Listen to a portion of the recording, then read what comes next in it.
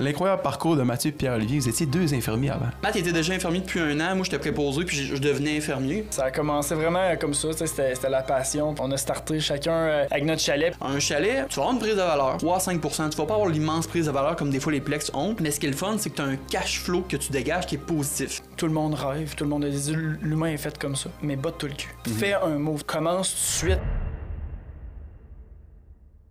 Mathieu puis Pierre-Olivier Roy, cofondateur de Chaletto, sont passés de 10 chalets à plus de 185 propriétés en seulement 2 ans, grâce à une vision stratégique, claire, des rôles bien définis, une bonne dose de marketing. Je trouve ça vraiment cool, c'est des beaux mots, mais moi je trouve ça un wow qu'en 2 ans, vous êtes capable d'avoir autant de chalets que ça sous gestion. Fait que là, il faut que vous vous décrivez un peu. C'est quoi votre why? C'est qui ces 2 personnes-là? Puis voilà, ça ressemble à ça. Parfait. On peut commencer avec Mathieu. On commence de où? Ben, tu sais, je pense qu'il faut commencer par 3 mots qui sont importants. Pourquoi qu'on s'est rendu là? Puis de où on vient. PO puis moi, à la base, on est infirmiers. Puis quand on a parti ça, on pourra parler de l'histoire plus longuement. Mais tu sais, il y a 3 mots qui tournent vraiment autour de ce qu'on fait. Respect, engagement, authenticité. C'est vraiment 3 mots qui nous définissent vraiment bien. Ouais. On le fait parce qu'on aime ça, on est passionné, puis je pense que le reste est venu. Quand tu achètes une propriété qui est une deuxième propriété, tu veux que ce soit ton investissement, que ça se paye tout seul, tu t'en occupes pas, c'est un peu ton bébé en quelque sorte. Fait que tu sais, tu le confies je pense que tu le confies à un humain, à une personne avant de le confier à une business ou à une entreprise. Ouais. Puis c'est juste ça. Je pense que le secret il est là, c'est que nous, on est même à 185 chalets, on gère notre business comme si on en avait encore 2 puis 10, puis c'est la même chose. On est des humains, on est proche de nos proprios, de nos clients. C'est comme si c'était vos chalets à vous, vos investissements. La personne à vous faire confiance, à vous deux, parce que vous êtes les personnes que vous êtes, comme tu as dit. C'est vraiment intéressant, puis ça se voit tout de suite au premier regard qu'on vous voit, le côté humain est tellement là. Ouais, puis tu sais, en réalité, ça a été vraiment les 10, 15, 20 premiers chalets que techniquement c'est le plus dur à les closer à cause que t'as pas de background, on pouvait pas dire hey, ça fait 10 ans qu'on en fait, on disait oui, tu sais, nous, nos chalets personnels, ça fait 5 ans qu'on les roule, mais on n'avait pas de background, puis vraiment le monde signait avec nous à cause que il était, comme Matt vient de dire, il était quand même à l'aise avec l'intensité qu'il voyait avec nous. Je pense que c'est ça qui a fait que les premiers 10 clients, on les a closés. Pas à cause de notre expérience qu'on avait, même si on avait quand même une expérience personnelle d'environ 5-6 ans dans nos chalets personnels. Mais vraiment, surtout à cause qu'on était authentique avec eux. Là. Ouais, le monde le sentait, qu'on leur disait la vérité, puis qu'on allait vraiment s'enligner sur leur but à eux. Ouais. Chaque propriétaire a comme tu disais tantôt, là, des objectifs différents. Oui, c'est ça. Puis tu sais, c'est ça un peu la différence. Nous autres, on cherche pas à monétiser tout absolument. On le sait que le propriétaire, tu sais, avoir un chalet locatif court terme, c'est une game très émotive, très psychologique. Il y a un procédé émotif. Okay. Du sport au début, c'est ton bébé. Après, la plupart des propriétaires qui veulent scaler pour en avoir plus vont passer de c'est mon bébé puis je veux pas qu'il y ait rien de brisé à je me détache puis c'est du bois, c'est du gyps, puis genre c'est du métal puis c'est une business. Puis tout le monde n'est pas à la même place dans ce procédé-là, dans ce processus-là émotif. C'est beaucoup une game d'accompagnement, en réalité, là-dedans. Puis, comme PO dit, la beauté de la chose avec Chaletto, c'est que nous autres, quand on a parti à la business, on a magasiné des compagnies de gestion avant pour bien faire les choses. Puis, on capotait comment que c'était des prisons de papier. Tu sais, les contrats, puis il y avait genre 10, 15, 20 pages de restrictions. Nous autres, on s'est dit, hey, fuck, il faut que ce soit le fun d'être en gestion. Puis, il faut que tu puisses quitter quand tu veux. C'est pas un emprisonnement. C'est pas une peine. Je veux dire, il faut que ce soit plaisant. Puis accessible pour plus de gens. Si quelqu'un ne connaît pas la paperasse, l'accompagner au début. Puis que tu puisses quitter quand tu veux, que tu sois pas pogné avec nous autres. Fait que tu sois avec nous autres parce que tu as envie. Fait que là, on a défini le contrat un peu. Même nous autres, notre contrat, il est encore très léger à ce jour. Il y a des compagnies vraiment que c'était 1 an ou 2 ans qu'on a. Tu sais, s'il fallait signer avec eux, mettons, on est coincé avec eux pendant 1 an ou 2 ans. T'as pas le droit d'aller voir ailleurs. Tu te poses la question, tu dis, crime, mais s'ils signent 2 ans, y a-tu de quoi que. Ben, c'est ça. Puis, tu sais, finalement, ils font mal leur job. Je suis coincé avec 1 an, mettons, de mal rouler mon chalet, puis je vais perdre, mettons, 20 000 de revenus que j'aurais pu faire. C'est ça un peu qu'on a voulu pas reproduire dans Chaletto. Nous, c'est pas simple. Là. Les clients, à la seconde qu'ils ont signé avec nous, ils peuvent partir quand ils veulent. On leur dit, tu sais, normalement, laissez-nous environ 3 mois. Normalement, un chalet, pour vraiment bien tout le structurer, puis le rôder, puis vraiment qu'il y ait une belle affichage sur toutes les plateformes. En 3 mois, on va vraiment atteindre normalement les résultats que vous attendez. Mais au moins, le client, il peut tout de suite dire « Hey, PO, ça fait 3 mois, là, puis je veux reprendre mon chalet en gestion, je vais aller voir une autre compagnie de gestion, pas de problème. » Ça, c'est hot. Oui, puis ce qui est le fun, puis c'est un peu ça qui est facile dans notre speech de vente, que je le dis, c'est, tu sais, mes 100 environ, parce qu'il y a des propriétaires qui ont plus qu'un chalet, c'est-à-dire environ mes 150 propriétaires qui sont avec nous pour nos 185 chalets, on le sait que c'est 150 propriétaires qui sont contents d'être avec nous, puis sont contents des résultats qu'on a donnés, puis pas qui sont coincés avec un contrat d'un an ou deux, puis qui attendent, hey, c'est quand je vais pouvoir m'en aller. Ça, c'est le fun. Toi aussi, c'est 3 mois dans tes stratégies marketing. Ouais, c'est ça. Ça me fait un peu penser à ça parce que j'ai des clients qui viennent me voir pour mise en contexte. Je fais beaucoup de publicité pour mes clients, puis ils me disent moi, je vais avoir des résultats en 1 mois. Genre, honnêtement, si tu t'attends des résultats en 1 mois, puis la personne est comme trop short-term thinking, c'est pas le type de client que je recherche. Puis je pense que c'est un peu le même. En tout cas, de ce que j'entends, c'est vraiment ton point de vue. Je trouve ça vraiment intéressant. Mais là, moi, ce que je veux revenir, c'est crime. L'incroyable parcours de Mathieu et Pierre-Olivier. Vous étiez 2 infirmiers avant, right? Ouais. Est-ce que vous travaillez ensemble? Ouais, ben ça, à base, parlons vraiment, tu sais, au début, là, moi puis Matt. Matt était déjà infirmier depuis 1 an, moi j'étais préposé, puis je devenais infirmier. Je veux pas, quand t'es pas infirmier, tu peux quand même travailler comme préposé. Les deux, on travaillait à l'urgence à Lévis. Les deux, donc, on se côtoyait déjà de préposé infirmier. Je suis devenu infirmier aussi avec lui. Les deux, on était de nuit aussi. C'est le corps de travail qui est, tout dépend du monde, mais qui est quand même plus rough un peu, dans le sens que t'es plus fatigué, il y a pas de lumière, bref, tu sais, c'est un corps de travail qui est un peu plus rough. Puis là, tranquillement, on a commencé à se parler, on a commencé à... Puis tu sais, on s'était déjà croisés quand on était jeunes, mais sans plus à cause qu'on vivait dans le même village. C'est-à-dire, on s'était déjà croisés. Tranquillement, on a comme développé un petit lien d'amitié. Puis à un moment donné, même Matt, il savait que j'avais déjà 2 chalets, un chalet à ce moment-là personnel. Puis il m'avait approché, lui, il voulait s'acheter son chalet personnel en Gaspésie, à cause qu'il y avait de la famille en Gaspésie. Puis il me disait, hey PO, là, j'ai besoin de toi, tu sais, je m'y connais pas en ce moment-là en chalet locatif. Ouais. Puis vraiment, à chaque nuit, il venait me voir, puis on parlait juste de ça. Même des fois, j'étais, hey Matt, là, c'est ça, ça fait 2 heures qu'on en parle, je suis épuisé. Attendons demain, on va en reparler. Ouais. Puis c'est un peu ça qui a fait que ça a créé quand même une amitié qui est devenue de plus en plus solide. Là. Définitivement. Ça a commencé vraiment comme ça. C'était la passion puis tout. Puis on a starté chacun avec notre chalet. Puis là, après ça, ben, on a uni nos forces. On a eu les compagnies d'entretien ménager parce que où on avait notre premier chalet qui s'appelait à ce moment-là Les Grands Bois, qui est un gros chalet de Boiron.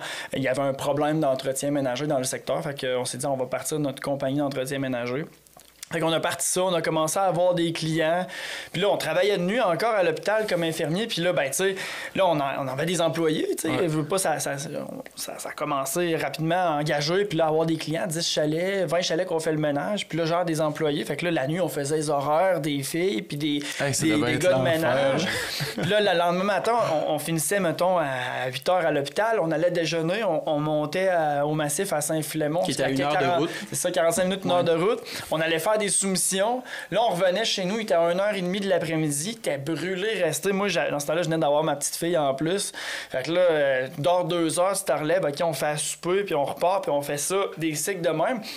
Puis, ça a vraiment commencé comme ça. Les compagnies de ménage, puis on réalisait pas à ce moment-là, on réalisait qu'on s'en allait dans un mur puis qu'on faisait pas d'argent avec notre compagnie. Ça a été clair assez rapidement. Mais on réalisait pas l'expertise qu'on était en train de développer parce que nous, on était déjà à ce moment-là capable de gérer des chalets puis générer des chiffres intéressants. Puis ça commençait, veux pas. C'était avant la pandémie. Et puis là, tranquillement, il y a un de nos propriétaires qu'on fait le ménage qui dit, les gars, si moi, je suis pas satisfait pantoute de la compagnie de gestion avec qui je suis, puis j'aimerais ça changer. Fait que nous, on travaillait pour quelques compagnies de gestion qu'on faisait le ménage. On y en réfère une autre. Puis je vais garder ça anonyme pour le respect. Fait qu'on y en réfère une, et un mois après, il dit « Ah non, c'est de la merde. » Il dit « Je m'en vais de là, puis j'aime pas ça. » Fait que, OK, ben tu sais, on a celle-là aussi qu'on peut te référer. Fait qu'il l'essaye. Là, il dit non, puis là, il dit, je veux vous parler, venez me voir au chalet. Fait, OK, tu sais, parfait. Fait qu'on y va. Puis là, il nous explique, il dit, écoutez, là, c'est pas compliqué. Il dit, vous autres, vos chalets sont à l'autre rue à côté, là. Ils roulent à côté, je vois les prix que vous demandez par nuit. Il dit, moi, c'est ça que je veux. Fait vos chalets que vous aviez à vous autres? Ouais, c'est ça. On avait fait notre 2e chalet, le Jungle, qui s'était bâti entre-temps, là. C'est-à-dire, là, on était rendu là. Puis là, Patrick, notre propriétaire, il dit moi, tu sais, clairement, il dit, moi, c'est ça que je veux. Fait que là, OK, ben on n'était pas tant prêt à avoir une compagnie de gestion. Nous autres, on était encore très la face collée sur l'arbre avec se dire, OK, on fait du ménage, d'autres pas de la gestion. Mais après ça, on s'est parlé, on s'est dit, OK, ben, il y a clairement une expertise qu'on a développée, qu'on sait pas qu'on a, mais clairement qu'on a, parce que c'est vrai que nos chiffres sont très bons versus la compétition. Mais dans le temps, en termes de marketing, c'était un peu la mode. C'était quand les influenceurs, ça avait commencé à être vraiment hyper à la mode, puis quand fallait avoir des influenceurs, puis qu'il y avait aussi... Ça, mais t'es bon là-dedans, il en faisait venir. Oui, c'est ça, notre puis... partenaire, il était vraiment bon en marketing, puis c'est lui qui s'occupe de tout notre marketing. C'est-à-dire, on avait de plus en plus des influenceurs, puis des bons influenceurs, eux qui avaient passé à Occupation Double, je m'en souviens plus de leur nom, mais des gros quand même influenceurs au Québec. Puis c'était aussi la mode de faire des campagnes, des concours sur Facebook. Là, ça l'est beaucoup moins. Il y a un moment donné que vraiment tout le monde, on voyait qu'ils faisaient des concours sur Facebook, on faisait ça aussi. Puis c'est ça qui a fait que le client-là, il s'est dit, vous êtes à la coche à cause que votre marketing, la façon que vous que vos chalets sont promus sur les plateformes, ça fait que vraiment vous avez 20% de plus d'achalandage que moi, puis pourtant les deux chalets c'est la même qualité. Ouais, c'est ça. On le voit, moi j'ai une entreprise d'impression de vêtements. Là je vous vois avec vos vêtements, on voit que la visibilité que vous voulez offrir, votre vision marketing est vraiment poussée de l'avant. Fait que c'est sûr que c'est le secret en chalet locatif, tu veux que le monde voit ton chalet puis qu'il loue. C'est pas juste le prix par nuit qui va faire la différence. Ça a déjà été ça, par exemple. À cette heure, on est ailleurs. Les gens, il y en a beaucoup. Là, je veux dire, entre mettons, 2019, là, au début de la pandémie, à aujourd'hui, là, il s'est passé 6 ans. Puis surtout dans la pandémie, il y a eu un gros boom, plein de gens se sont achetés des propriétés, ont bâti des chalets, ça a explosé au Québec. Fait que ça a vraiment évolué. À cette heure, il y en a beaucoup, donc ce qui fait que tu peux te démarquer, c'est l'expérience. Là, on est rendu ailleurs que juste une qualité de chalet, là, c'est plus une expérience visuel, sensoriel. L'environnement est vraiment important dans le chalet, à l'extérieur du chalet, puis autour dans le secteur aussi pour rentabiliser ton investissement. Fait que ça a vraiment évolué de ce côté-là. C'est plus rough, mais ceux qui s'adaptent survivent. C'est ça. Puis tu parles d'expérience, puis justement, ça doit être probablement ça que tu parles le plus aussi dans ton marketing. Faut que tu fasses vivre une expérience. Le monde, souvent, qui veulent louer les chalets, c'est à cause qu'ils veulent la tranquillité, ils veulent vivre de quoi. Hey, le spa, il y a tout, je peux tout faire. Je peux même travailler là si ça me tente. Fait que crime, c'est hot. Je trouve ça vraiment cool. Je me demande, on a vu votre histoire, travailler de nuit à l'hôpital, de jour dans vos chalets, tout gérer ça. Y a-tu un moment précis dans votre tête qui a fait OK, on se lance 100% là-dedans. Ça a été quoi le défi? C'était quoi l'enjeu dans votre tête que, OK, on passe à l'autre step? Ouais. Il y a un moment charnière là-dedans. Tu sais, au début, on vivait un peu dans un monde de licorne. On s'est dit, hey, on va pouvoir gérer ça à temps partiel, puis tu sais, être capable de faire ça. On le savait qu'un jour, il faudrait peut-être jumper temps plein. À un moment donné, il y a, on engageait des employés, puis je veux dire, quand t'es... moi, j'étais rendu gestionnaire à l'hôpital, j'étais chef de la pédiatrie puis de l'unité mère-enfant à l'Hôtel-Dieu de Lévis. Lui, le service de la pratique un côté obscur à l'hôpital, à cause que les emplois, c'est le bon côté, puis les boss, c'est toujours le côté obscur. Fait que... C'est un traître. Continue, fallait que je continuais de faire des chiffres d'infirmiers comme... il venait me voir à l'urgence de nuit. Oui. Fait qu'en réalité... à un moment donné, c'est ça, on avait notre premier employé, Félix, qu'on a engagé, puis Phil, il était débordé, puis il capotait, puis à un moment, nous autres, on faisait ce qu'on appelle la rétention de propriétaires, on s'en occupait à travers tout le reste qu'on avait à gérer le soir, les fins de semaine. PO, il faisait ce qu'il pouvait aussi. PO avait déjà commencé à se laquer à l'hôpital pour travailler plus en immobilier, pour Quattro Immobilier, qui est une compagnie, une compagnie importante dans notre groupe de compagnies, parce que Chaletto fait partie du groupe, d'un groupe de compagnies qu'on a. Fait que PO était déjà un petit peu plus présent, mais pas de temps plein. Puis, à un moment donné, c'est ça le moment charnière, j'y arrive, il y a un propriétaire qui a démontré de l'insatisfaction. Puis ça nous a shaké parce que c'était un propriétaire, c'était un propriétaire qui ça faisait pas tant longtemps qu'il était en gestion avec nous. On avait l'impression que tout allait bien. Puis là, ça nous a fait se remettre en question. Faire comme, oh shit, tu sais, là, on est à peu près à 50, 60 chalets en gestion. Tu sais, le modèle fonctionnera pas bien longtemps si on fait pas ça. Puis genre, faut continuer de donner un service de proximité. Puis la vérité, c'est que même si on voulait, on y arrivait de moins en moins. Fait que c'est là que les boys, on s'est assis, puis se sont tous tournés vers moi, puis on dit, Matt, c'est toi qu'il faut qu'il saute. Ouais. Fait que c'est ça. Fait que j'ai laissé ma job de rêve au gouvernement, parce que moi, j'avais vraiment la plus belle job au monde, puis je m'ennuie encore de faire ce que je fais. Ah oui? Mais ouais, vraiment. Il y a des côtés que non. Puis, mais je m'ennuie des humains avec qui je travaillais, de ma gang. Mais c'est ça. Il fallait prendre une décision, sinon on est aussi bien de fermer cette compagnie-là parce que ça n'aurait pas survécu. Ouais, c'est sûr. Pas faire les choses à moitié. Exactement. C'est ça. Exact. Puis justement, tu sais, j'en parlais au début, mais tu sais, ma mère est infirmière aussi, puis tu sais, à quel point, moi, je trouve ça malade, tu sais, elle sauve des vies, c'est fou. Je fais de la publicité pour des entreprises, mais elle sauve des vies, c'est bien plus important. Mais je vais te poser une question. Est-ce que tu penses que le fait d'avoir travaillé infirmier t'a permis justement d'avoir certains skills pour te lancer en affaires? Puis lequel, mettons? Définitivement. Je dirais la résilience, être travaillant. Tu sais, je veux dire, tu peux pas être infirmier dans une urgence puis te pogner le beigne, là, tu y arriveras pas. Oh ouais, ça nous a appris à faire, c'est con, mais ça nous oblige à apprendre à faire plus que 40 heures par semaine. Avec les TSO, là. Ouais, tu sais, ça nous forge à pas faire de moins en moins, mais à faire toujours de plus en plus, puis toujours plus vite, puis mieux. Tu sais, pour être infirmier, t'as pas le choix d'être empathique. Ouais. Je pense que c'est une des plus grosses qualités qu'on a développées, qu'on a, puis qu'on a d'acquis au fond de nous autres. Tu sais, quand t'es infirmier dans une urgence, t'es bon dans tout, t'es expert dans rien. T'sais. Fait que il y a beaucoup d'émotions puis de psychologie dans ce qu'on fait, le lien avec nos propriétaires. T'sais, des fois, là, t'annonces à un propriétaire qu'il y a eu un groupe qui a saccagé son chalet parce que malheureusement, ça arrive. Puis il va y avoir des compagnies qui vont dire hey, avec nous autres, ça arrivera pas. C'est des Christine menteurs. Ben oui. Ça arrive, puis l'important, c'est d'être avec la bonne gang qui va gérer ça comme il faut quand ça va arriver. Fait que nous autres, on bullshit pas, on le dit la vérité, mais quand ça arrive, t'as envie d'être rassuré. T'as envie d'avoir quelqu'un qui connaît sa matière, qui est en confiance. Fait que, clairement, d'être infirmier, ça nous a permis de bien maîtriser ça, le côté empathique, le côté compréhension, puis des fois d'avoir l'impression que le besoin du client, c'est ça, mais qu'en réalité, quand tu forges puis tu pousses, son besoin, c'est pas tant ça, c'est plus d'être en proximité, d'être rassuré, puis de savoir qu'il est écouté. C'est beaucoup ça. La communication. Ouais. Puis, mettons, là, vous avez été infirmier. Y a-tu une crainte des fois de votre part, de la part de vos clients? T'sais, vous n'avez pas été à l'école d'investissement, vous avez comme une autre formation. Vous êtes formé sur le terrain. Comment vous avez vu cette expérience-là? Ça l'a jamais impacté que le monde, vraiment, comme je disais tantôt, il signait avec nous à cause de notre authenticité, puis qu'il voyait avec nos chalets personnels, à la base, on avait déjà de quoi de plus à la coche. C'est-à-dire, ça, je pense, ça venait les rassurer. Puis même, nos 10 premiers clients environ, c'était des clients qu'on avait eus avec l'entretien ménager. C'est-à-dire qu'ils savaient qu'on allait se donner à fond. Que quand il allait arriver des problèmes, on allait les gérer du mieux qu'on pouvait. Qu'on était disponible même à 10h le soir. Pour l'équipe de ménage, les clients, des fois, nous appelaient à 10h le soir, on répondait.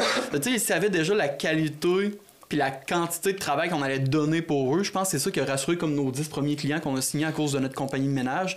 Puis en ayant les 10 comme 15 premiers clients, ben là, le monde tranquillement, on sautait dans le bateau avec nous en disant « Ah, ben c'est correct, il y en a une dizaine qui leur fait confiance. » Ouais, c'est ça, vous aviez une preuve. Ouais, c'est ça. Puis j'ajouterais que ce sentiment-là, c'est bien plus nous autres qui l'a eu.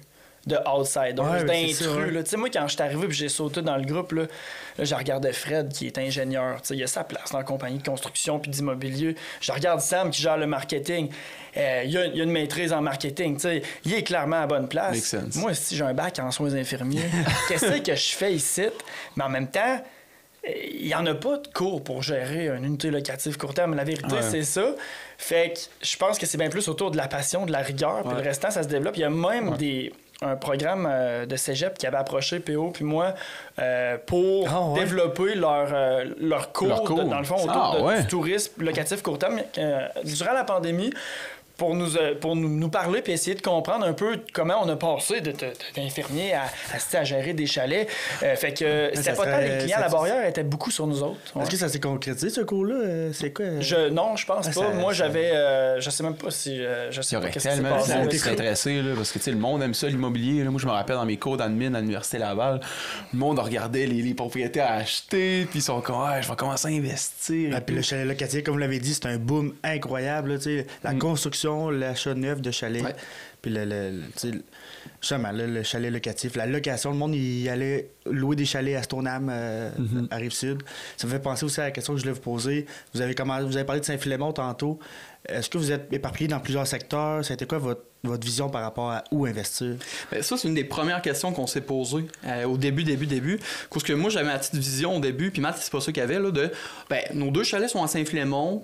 Là, nos premiers clients avec sont à Saint-Philémon, qu'on les signe à cause de l'équipe de ménage. Ben, les gars, on va rester à Saint-Philémon, on va vraiment juste prendre le contrôle à Saint-Philémon, dans le sens avoir le plus de clients possible à Saint-Philémon, puis on va rester là. Puis Matt vraiment il y avait déjà la vision plus loin de non, pourquoi se limiter à Saint-Philémon? Dis-le, mais c'était reproductible. C'est ça. En fait, retournons au début de l'histoire. Quand moi j'ai acheté ma maison touristique avec ma conjointe à Percé parce qu'elle est en Gaspésie, elle est gaspésienne, puis elle vient de la Gaspésie, elle n'est pas en Gaspésie.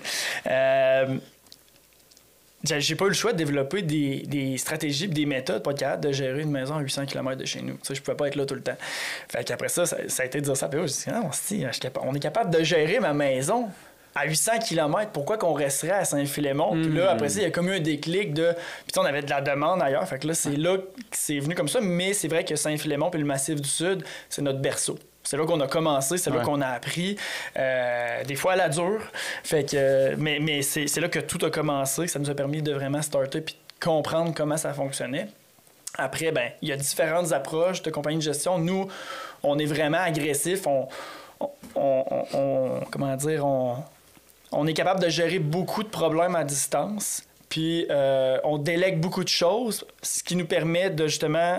En fait, le fait qu'on charge moins cher que la plupart des compagnies de gestion des compétiteurs nous permet de déléguer beaucoup de choses, qui fait que le propriétaire, ça y en revient beaucoup dans ses poches. Ça a été un peu la stratégie, la méthode de fonctionner, puis qui est aussi pérenne dans le temps. Parce que quand tout repose sur toi, tu survis pas. Fait que nous, on aide d'autres business à grossir aussi avec nous autres, puis autour de nous autres, qui, eux, dépendent de eux, puis nous, on dépend de nous. Fait que, quand tout dépend de toi, c'est beaucoup plus difficile de survivre puis de terrain dans le temps. Tu as parlé d'une structure, PO, que tu peux reproduire ailleurs. Ça doit être important au début de mettre la structure. Tu as 10 chalets, on va mettre la structure la plus solide pareil, pour après ça, d'acquérir 165. Ça va pas être 16 fois plus difficile. Ça va être une structure qui va se dupliquer. Moi, je suis courtier immobilier aussi, puis je vois que quand un courtier immobilier qui est fort dans un secteur, il va vraiment shiner puis il va vraiment se démarquer des autres. Sûrement aussi qu'être fort, mettons, à Saint-Philémon, c'est votre berceau, être fort là, mais le personne il y a beaucoup de chalets qui se construisent aussi dans ce coin-là. Puis j'ai vu des investissements incroyables qui vont se faire dans ce coin-là. Un propriétaire qui se fait construire, un chaletto, il est partout dans le coin, on va aller l'approcher. Vous l'avez vécu comment, ça, être la personne dans le secteur? Ça n'a pas été ça au début. On n'était pas la personne de référence en réalité dans le secteur.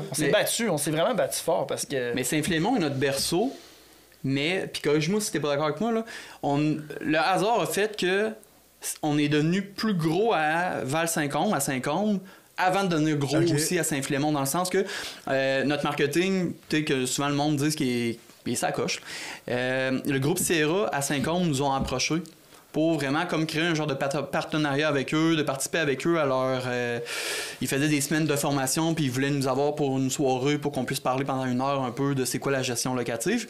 Puis c'est grâce à eux un peu qu'on a eu un boom à Saint-Côme. Puis le boom là, on l'a eu comme 3 mois avant d'avoir l'immense boom aussi qu'on a signé avec le Massif du Sud. Là.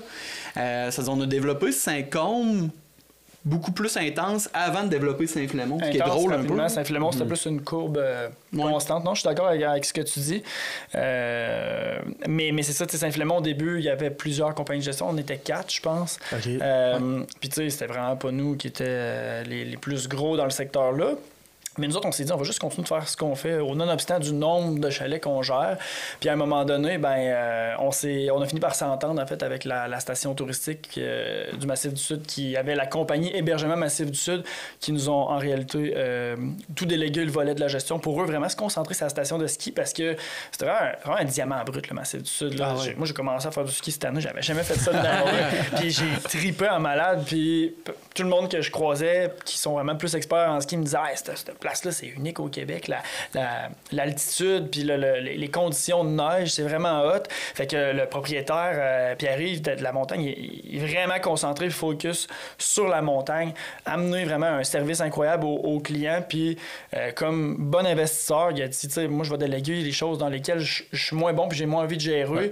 Fait que c'est là qu'on s'est entendu avec lui. Il nous a carrément délégué la gestion. Fait que là, c'est nous qui représente le Massif du Sud, la station touristique Massif du Sud pour l'hébergement touristique. Fait que c'est un partenariat qui est win-win. Puis lui, ça lui permet aussi de se concentrer puis de donner du gros service pour les clients de la montagne. Fait que c'est cool. Ça a vraiment aidé aussi. Ouais. Puis après ça va peut-être te donner plein d'opportunités parce que là, tu vas connaître comment gérer justement les chalets pour les stations de ski. T'sais, après ça, tu pourrais peut-être aller voir justement d'autres stations. Je sais pas si c'est ta vision, mais crime, après ça, tu as une bonne étude de cas pour montrer ça. C'est un peu ce qui se passe à Val-Saint-Côme, justement. Avec, à Saint-Côme, on n'a pas d'entente, par contre, officielle avec la montagne, mais c'est beaucoup ça. Les chalets, on le disait dans notre premier podcast qu'on avait tourné, PO. Tu sais, t'as beau bâtir le plus beau chalet du monde puis mettre du gros cash dedans. Tu sais, s'il est dans un trou, ça va être tough. Ouais. T'es mieux d'être proche d'un plan d'eau. Tu sais, je pense, en numéro 1, proche d'un plan d'eau. Après ça, proche d'une montagne. Si t'es proche d'une montagne sur le bord d'un plan d'eau, là, c'est crissement dur. Fait que, tu sais, c'est important. Fait que, par défaut, on a beaucoup de clients qui sont près des montagnes parce que, je pense pas que c'est parce qu'ils ont écouté notre podcast. Là. Je pense juste que la business est beaucoup là aussi. Là. Ouais, c'est sûr. Puis là, moi, une des choses que je voulais vous demander, parce qu'il y a beaucoup de monde dans mon audience, que c'est des jeunes qui veulent se lancer en affaires ou peut-être même des personnes plus âgées. Tu sais, vous avez passé d'infirmier à justement des personnes en affaires. C'est quoi le meilleur conseil que vous pourriez donner à ces personnes-là qui sont peut-être encore dans un emploi stable et ils se disent, crime, j'aimerais ça investir dans des projets ou bien me lancer en affaires? C'est quoi votre meilleur conseil pour eux? D'un, pour un chalet locatif, là, souvent, tu es capable de le faire passer en résidence secondaire puis tu es capable de mettre 5% de mise de fonds. C'est-à-dire, normalement, en termes d'investissement, tu es capable, mettons, tu te construis un chalet raisonnable à 300 000. Ta mise de fonds, techniquement, est quand même juste de 15 000. Quand tu es jeune, 15 000, c'est quand même c'est immense, mais 15 000, tu es plus capable d'aller, peut-être, tu l'as économisé à cause que tu travaillais, peut-être que ta famille peut te faire un petit don pour te donner une petite chance. Mais c'est ça, ce qui est le fun avec un chalet locatif, t'es pas coincé, mettons, comme dans des plex, il faut que tu mettes du 20% et plus, des fois, ou un triplex, à la limite du 10%, mais tu dois mettre des grosses sommes. Un chalet locatif, tu peux mettre des petites sommes. Puis, contrairement à des plex, qui a vraiment le gros avantage, que tu vas avoir une prise de valeur, puis c'est ta prise de valeur que tu vas pouvoir utiliser comme levier financier. Un chalet, tu vas avoir une prise de valeur, 3 à 5%. Tu vas pas avoir l'immense prise de valeur comme des fois les plex ont. Mais ce qui est le fun, c'est que tu as un cash flow que tu dégages qui est positif. Vraiment, l'intérêt d'avoir un chalet locatif au Québec, c'est d'avoir un cash flow positif. Ouais. Puis avec le cash flow là positif, ce qui est le fun, c'est que là, ça peut te créer une vraie mise de fonds pour là, peut-être, si tu veux continuer dans les chalets locatifs, tu continues dans les chalets locatifs. Mais si tu veux t'acheter ton premier, mettons, triplex ou ton premier quadruplex, tu sais, ton chalet locatif va pouvoir te servir à te créer ta leverage. C'est ça. Mais un leverage en termes de cash flow positif. Que la banque... C'est ça qui est un peu plus touché avec les banques. Admettons, je dis n'importe quoi, ton chalet que tu as construit à 300 000, admettons, il t'amène 100 000 de revenus par année. Techniquement, c'est impossible. Là. Normalement, ça va être moins, mais admettons, il t'amènerait 100 000 de revenus par année. La banque ne va pas vouloir reconnaître... Ils vont pas te qualifier ton revenu, sauf si ça fait 2 ans, puis encore, c'est pas évident parce que c'est pas évident. C'est ça, c'est vraiment pas reconnu. Ton cash flow va tellement être beaucoup plus important que là, ça va te permettre de faire une mise de fonds pour acheter autre chose. Souvent, c'est un bon petit début. Puis au pire, tu sais, si t'es tanné après de ton chalet locatif, puis tu le gères tout seul, puis t'es devenu trop émotif, soit tu le mets en gestion, ou soit tu l'utilises, tu le vends, c'est sûr qu'il y a plus 3 à 5% de valeur, puis là, tu vas pouvoir l'utiliser comme, vraiment avoir une plus grosse mise de fonds pour autre chose, tout dépendant de quoi si tu veux investir en immobilier. C'est bon pour moi, en immobilier. Vas-y. Non, mais vas-y, c'est correct. Okay. Je veux dire, en immobilier, moi, j'accompagne beaucoup de clients, des premiers acheteurs dans le côté résidentiel. Je fais vraiment pas beaucoup d'investissement ou de commercial. Puis qu'est-ce que je leur dis à ces clients-là? C'est regarde ta situation actuelle, puis mon meilleur conseil en immobilier, c'est de commencer tout de suite. Si tu peux acheter un condo, achète un condo. Si tu peux acheter un jumelé, achète un jumelé. Après ça, tu auras une maison de rêve. Puis, tu sais, il y a des étapes. Là, puis, pour répondre à ta question, Simon, que tu as posé, tu vas faire un petit peu du pouce sur ce que tu viens d'expliquer. Moi, là, des conseils. C'est dur d'en donner juste un. J'ai tellement de monde qui ont eu des impacts dans ma vie avec des petites phrases simples que je réalisais pas sur le coup. Mais un conseil que je pourrais donner pour n'importe quel projet entrepreneurial, c'est Tu sais, tout le monde, dans la vie, tout le monde a des idées. Tout le monde rêve, tout le monde a des idées. L'humain est fait comme ça. Mais botte-toi le cul. Genre, prends action. Fais un move. Tu sais, tu l'as dit, en immobilier, commence tout de suite. Ouais. Souvent, l'erreur humainement qu'on fait, c'est que on se fait un plan, puis on veut que du point A au point Z, tout soit clair. Ouais. En entrepreneuriat, ça n'arrivera jamais. Puis les gens qui commenceront pas, c'est parce qu'ils vont vouloir ça. Ils vont vouloir qu'il n'y ait pas de brouillard jusqu'au point Z en regardant dans le scope là, pour être certain qu'ils se rendent. Ils se rendront pas puis ils commenceront pas. Ouais, C'est alors que prends action, fais un move. Tu as de l'argent, tu as 5000, tu sais que c'est une mise de fonds pour acheter un chalet de temps. Fais un move, commence. Mets un pied devant l'autre, avance, puis c'est correct de rêver, mais fais pas juste rêver. Tu sais, il y a Vincent Thériault de Sur Mesure qui m'a emmené qu'on a jasé, puis j'ai dit, tu sais, moi, j'aimerais ça expand Chaletto aux States, puis tout ça, puis c'est un gros rêve pour moi. Puis il m'a dit, arrête ça. Il dit, c'est quoi? Pourquoi c'est un rêve? J'ai dit, ben, tu sais, ça va. J'ai beaucoup de propriétaires qui ont des propriétés secondaires, tu sais, mettons dans des îles aux Caraïbes, en Floride. Puis je dis, moi, je rêverais de pouvoir gérer ça. Je pense que notre modèle marcherait. Il dit, arrête de rêver, tu signes de la paperasse. Tu vas t'ouvrir une compagnie au Delaware, ça va te coûter à peu près 5000 $ d'avocat. Il dit, fais-le. Ah ouais, OK.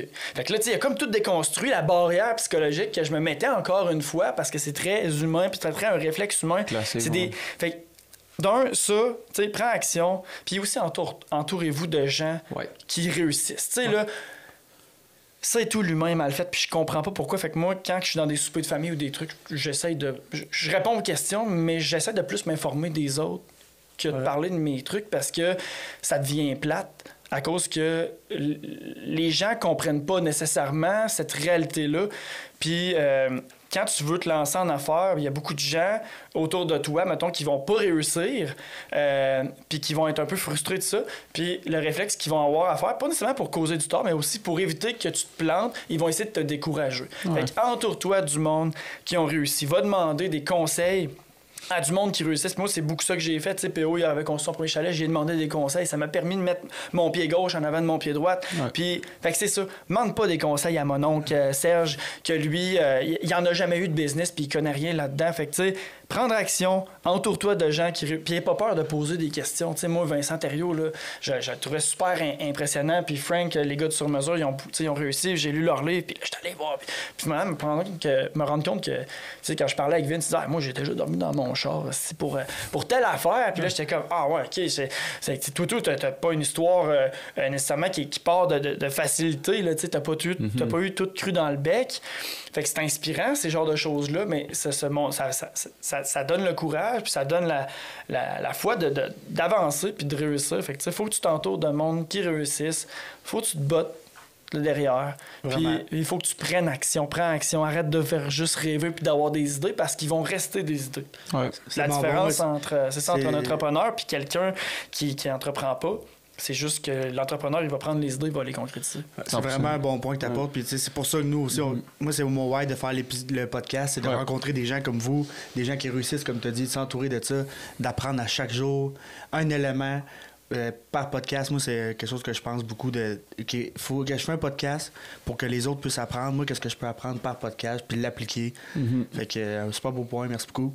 Ouais, mais il y a un point que je voudrais mettre une parenthèse, c'est que Matt, il dit, tu sais, entoure-toi bien, mais ça se peut que des fois, autour de toi, t'as pas nécessairement du monde, admettons, qu'ils ont déjà vécu des expériences dans ce que tu veux faire, mettons, dans le chalet locatif ou peu importe dans quoi tu veux faire. Si, admettons, t'as pas du monde qui ont déjà l'expérience, ben au moins... mets-toi avec du monde que tu as l'impression que le fit va faire. Exact. Puis il faut faire attention, le fit veut pas dire que vous ayez la même mentalité puis soyez d'accord sur tout. Moi puis Matt, en aucun moment on est d'accord. Puis à chaque fois, les rares fois que lui puis moi on est d'accord, on prend un pas de recul et on dit non, c'est sûr qu'il y a un problème. Monte, là, définitivement. Ouais, on le sait que donc c'est pas une bonne décision. Là. C'est-à-dire, entoure-toi de monde qui vont pas nécessairement avoir la même vision que toi, mais que vous allez être capable de vous construire ensemble. Puis pas de vous nuire non plus, je veux pas. Là. Puis essayer d'avoir des compétences un peu plus variées. Dans le sens, si les deux êtes deux comptables, ben, peut-être ça va le faire. Mais tu sais, moi je te conseille plus, si t'as un ami autour de toi qui est quand même intense comme toi, qui travaille un peu plus dans la construction, ben go, tu sais, t'es comptable, pogne ton gars qui travaille un peu plus dans la construction, puis là, avec vos deux compétences, faites de quoi ensemble. C'est-à-dire qu'on veut pas, on n'est pas tout le temps entouré de personnes qui ont parti des business ou de quoi de même. Ben, c'est ça, nous autres, on a commencé tout seul, Ben, puis c'est on s'est ça. entouré après de... On veut pas à cause de la détermination, puis de la volonté, puis du travail.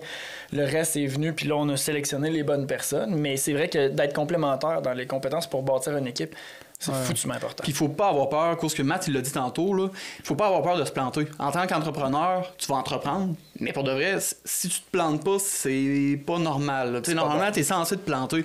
Entretien ménager, on n'a pas fait d'argent, on n'a pas perdu, mais on n'a pas fait de l'argent. Là. Pour toutes les heures qu'on a mis, on pourrait considérer qu'on en a perdu.